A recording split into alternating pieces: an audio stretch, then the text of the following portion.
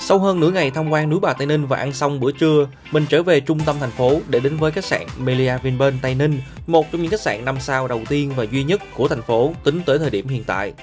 Bình thường thì đi Tây Ninh mình chỉ đi trong ngày thôi các bạn, nhưng hôm nay mình quyết định nghỉ lại một đêm ở đây để trải nghiệm xem Tây Ninh về đêm có gì hay và khách sạn 5 sao ở đây có thực sự chất lượng và đáp ứng được nhu cầu nghỉ dưỡng cao cấp không nhé.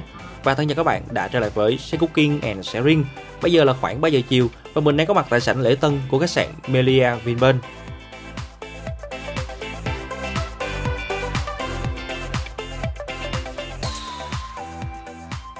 Phòng hôm nay của mình sẽ là phòng 2006 nằm ở tầng 20 trong tổng số 21 tầng của khách sạn, có diện tích là 39 m², thuộc phân hạng Premium View núi, có giá dao động từ 1,5 triệu tới 2,5 triệu một đêm, đã bao gồm ăn sáng, đi kèm với các dịch vụ bổ sung như hồ bơi hay phòng gym. Và với một căn phòng như thế này, buổi sáng khi thức dậy mình có thể ngắm nhìn đường phố Tây Ninh, còn bữa trưa hay về chiều chúng ta có thể ngồi pha trà, uống cà phê, đọc sách rất là thư thái luôn. Tiện ích của một căn phòng phân hạng cao cấp cơ bản sẽ có tủ quần áo, bàn trang điểm, mini bar và một chiếc TV có kết nối internet để chúng ta có thể xem truyền hình hay YouTube nếu muốn. Còn đây là tủ mini bar, cũng không có gì đặc biệt đâu ha. Họ chỉ để sẵn một vài loại trà, cà phê gói với ấm đun siêu tốc, 2 cái ly và 2 cái tách là hết. Còn bên tay trái là một cái tủ mát nhỏ, những gì bên trong sẽ được nhà hàng liệt kê và niêm yết giá trên một tờ giấy. Mình dùng món nào thì tính tiền thêm món đó lúc trả phòng. Mình thấy có nước ngọt, nước khoáng và các loại bánh tráng của Tây Ninh. Còn 2 chai nước suối được để riêng ở ngoài là miễn phí các bạn nha. Khu vực tủ quần áo, chúng ta tiếp tục có 2 cái áo choàng tắm, một cái túi giặt và một cái máy sấy tóc được để ở phía bên tay trái cửa tủ. Bên dưới vách ngăn, khách sạn còn trang bị thêm một cái két sắt điện tử để mình cất giữ tư trang có giá trị cao. Và cuối cùng là khu vực phòng tắm kết hợp với toilet. Nếu mà nói về không gian phòng tắm thì mình thấy cũng chưa thực sự rộng lắm nếu so với phân khúc 5 sao và phân hạng Premium. Nhưng nhìn chung là vẫn ổn, vật dụng đầy đủ, có bồn tắm đứng, bồn ngâm mình và 2 vòi nước nóng lạnh với nhiệt độ hài hòa, không bị quá nhiệt, an toàn với trẻ em. Sau khoảng 30 phút nghỉ ngơi thì gần 5 giờ chiều mình đi thang máy xuống tầng 6 của khách sạn để trải nghiệm thử một vài món ăn nhẹ được phục vụ trong gói trà chiều của nhà hàng Gabo 986, một nhà hàng có không gian ngoài trời, view phải nói là rất đẹp luôn, đặc biệt là vào đúng thời điểm hoàng hôn, khi mà ánh nắng đã trở nên dịu đi, chúng ta chỉ việc chọn cho mình một chỗ ngồi thích hợp, chỗ nào cũng có thể ngắm núi Bà Tây Ninh, đón nắng chiều và thưởng thức những món ăn nhẹ trong một không gian vừa sâu lắng riêng tư nhưng không kém phần lãng mạn.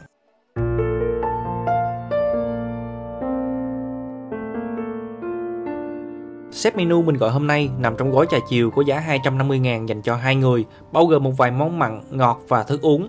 Trong đó món mặn mình có hoành thánh cá hồi, gà rán, còn các loại bánh ngọt thì có bông lan trứng muối, tiramisu với bánh creme nướng. Chất lượng nhìn chung cũng không quá xuất sắc nếu chúng ta đi sâu vào món ăn, nhưng nếu bạn chỉ cần một không gian đặc biệt để làm nền cho những buổi hẹn hò hay ghi lại nhiều kỷ niệm đẹp thì dịch vụ trà chiều tại Melia Vinpearl chắc chắn sẽ là một trải nghiệm vô cùng hợp lý với các mức giá đa dạng. Cao nhất là 250.000 và thấp nhất là 160.000 tùy vào món ăn mà mình chọn.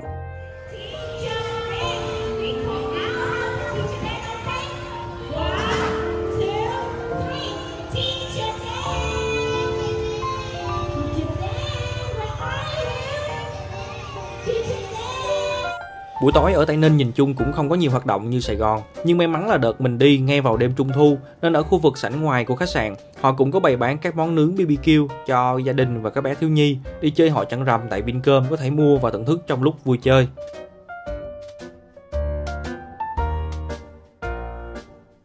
Và cũng đúng vào dịp Trung thu hàng năm, ở Tây Ninh còn có một lễ hội tôn giáo vô cùng lớn khác, đó chính là hội Yến Diêu Trì Cung, một trong 2 lễ hội lớn nhất trong năm của đạo Cao Đài. Với khu vực tổ chức đại lễ sẽ nằm trong nội khu của Thánh Thất, quy tụ hàng ngàn tín đồ, đạo hữu từ khắp nơi trên cả nước tề tụ về đây trong ngày 14 và 15 âm lịch để cùng thực hiện các nghi thức cung nghinh Đức Phật Mẫu và cửu vị tiên nương. Thường thì để xem được toàn cảnh các nghi lễ diễu hành Long Lân Quy Phụng là mình phải có mặt ở đây từ lúc 3 giờ chiều các bạn.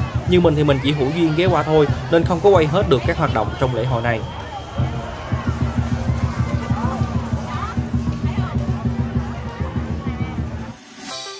Đến với Tây Ninh, nếu có dịp ở lại vào buổi tối, chắc hẳn ai cũng nên ghé ăn thử các quán nướng có phục vụ bò tơ. Đơn cử như quán bò tơ Tư Hồng, một trong những quán ăn lâu năm và có tiếng ở địa phương, bên cạnh những cái tên khác như Năm Sánh, Nhật Trường và Úc Khương. Tất cả đều là những quán bình dân, nên về mặt không gian chắc chắn là mình không thể đòi hỏi cao được về cách bày trí cũng như bàn ghế ở đây.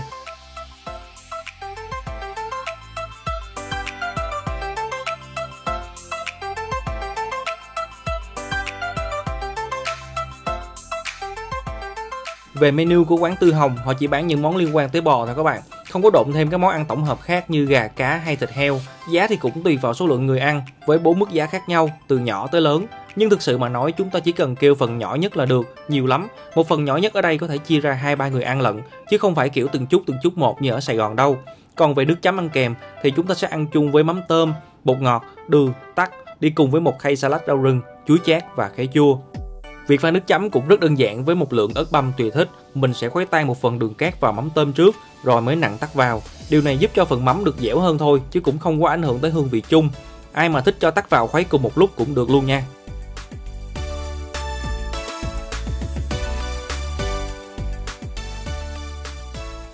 Hai món tối nay tụi mình gọi là bắp bò lụi sả và thăn nội bò tơ. Với mỗi món ăn sẽ có một chén dầu sốt đi kèm, nhằm tăng thêm hương vị cũng như giữ được độ bóng và độ ẩm tối đa khi nướng của miếng thịt.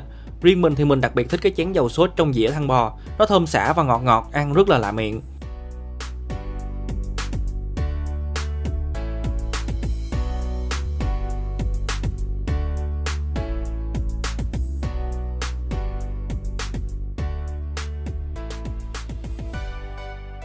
Về chất lượng bò tơ của Tây Ninh nói chung và quán Tư Hồng nói riêng thì chắc chắn là không cần phải bàn cãi. Cả hai loại thịt mình được thưởng thức tối hôm nay đều rất mềm và ngon, đặc biệt là phần bắp bò lụi sả, có phần da thơm, giòn, béo béo, ăn cùng với mắm tôm, chuối chát, khế chua, có thể nói là đa hương đa vị. Chưa bao giờ mình được thưởng thức những miếng thịt bò tơ mà nó kích thích vị giác lẫn khứu giác mạnh mẽ như thế này. Phải nói là từng hương từng vị rất rõ ràng, đi từ ngọt mặn chua nồng rồi tới chát, rất tuyệt vời. Và còn tuyệt vời hơn nữa là mình sẽ kết thúc đó bằng một ngụm sinh tố lúa mạch mát rượi thơm tho. Có một điểm mà mình muốn lưu ý thêm dành cho bạn nào không ăn được mắm tôm thì thôi đừng thử nha, vì mắm tôm ở đây rất đậm và dậy mùi. Còn lại thì không có gì để chê với một quán ăn bình dân, đông khách, chất lượng thịt bò ngon và nhân viên tư vấn cũng khá nhiệt tình.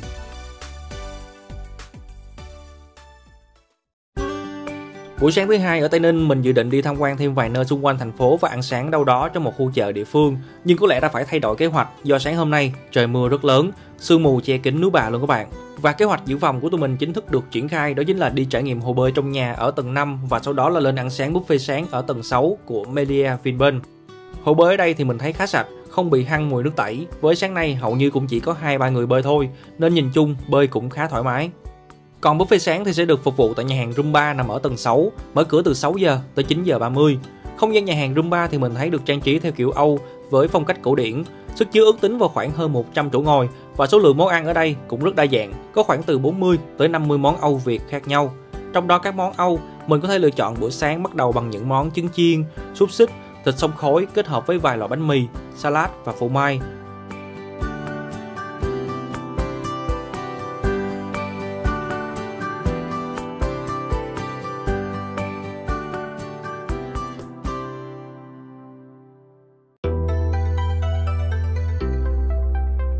Còn những món của Việt Nam mình có thể lựa chọn các món ăn quen thuộc như cháo trắng hột vịt muối, phở bò, phở gà hay bánh cuốn chả quế, được tráng và cuốn thủ công ngay tại quầy luôn, dành cho thực khách, rất hay.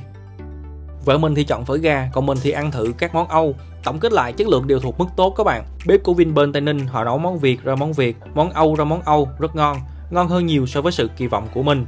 Chỉ có điều là nhà hàng cần phải training lại các bạn nhân viên, là cần phải hỏi ý khách trước khi dọn chén dĩa nữa là hoàn hảo. 12 giờ trưa, sau khi hoàn tất thủ tục trả phòng, trời cũng đã không còn mưa, tụi mình dành thêm một chút thời gian để đi tham quan Tòa Thánh Tây Ninh, một công trình tôn giáo được xây dựng vào giữa thế kỷ 20. Hiện tại thì Tòa Thánh Tây Ninh đã được các cô chú vệ sinh và các cô chú làm công quả dọn dẹp để trả lại hiện trạng ban đầu cho Tòa Thánh. Tại đây thì chúng ta có thể chụp hình lưu niệm trong khuôn viên thánh thất, còn muốn đi vào bên trong tòa nhà thì mình nên xin phép trước các bạn nha, vì không phải cửa nào mình cũng có thể đi vào được.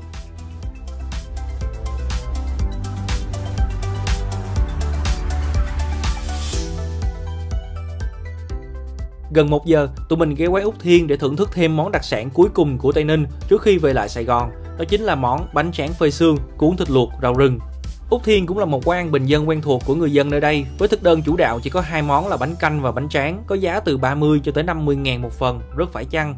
Mà nói là bình dân chứ ở đây người ta xài nước tương ly kum ki các bạn nha, hơi bị ấn tượng luôn. Còn nước mắm thì họ cũng phân làm 2 loại, ăn kèm với bánh tráng và bánh canh.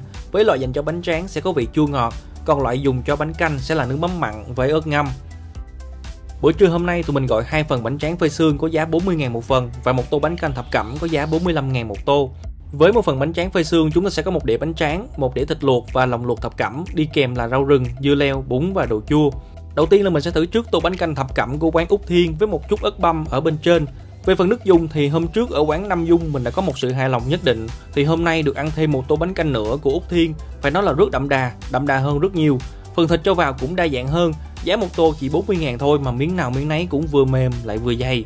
Khi ăn nó tạo cho mình một cảm giác vừa ngọt lại vừa dai, kết hợp với cái chất dẻo ngọt của gạo từ phần bánh canh, tạo ra một hương vị nồng nàn đặc sắc.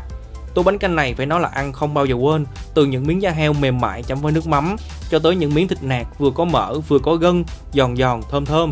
Đây mới đúng là tô bánh canh trảng bàn mà mình đang tìm kiếm. Còn về bánh tráng phơi sương, một loại bánh tráng được làm rất kỳ công từ khâu tráng bánh, phơi nắng rồi lại phơi sương. Phơi nắng thì phải canh, phơi sương thì phải thức đêm chung với nó. Khô quá cũng không được, ẩm quá cũng không xong, để cho ra cái bánh tráng mặn mòi, rám rám như thế này. Và khi ăn bánh tráng phơi sương của xứ Tây Ninh, chúng ta đừng quên là phải ăn kèm với các loại rau rừng, lá cóc non, sau nhái, dưa leo, đi kèm với một ít đồ chua, một ít thịt nạc trộn lẫn với một miếng lỗ tai heo. Để khi cuộn lại chấm với nước mắm cắn vào, cái mặn từ bánh tráng, cái chua chát từ rau rừng, nó như một thứ gia vị dẫn đường để vị giác của mình cảm nhận được hết cái ngọt, cái giòn từ thịt heo và lỗ tai heo ở bên trong mà không hề thấy béo hay ngậy, rất hay. Và dù cho bạn đã đi hay chưa đi Tây Ninh lần nào, mình cũng mong là những trải nghiệm ít ỏi trong chuyến đi này sẽ có một phần nào đó hữu ích để các bạn tham khảo mỗi khi muốn đến Tây Ninh. Thân chào và hẹn gặp lại!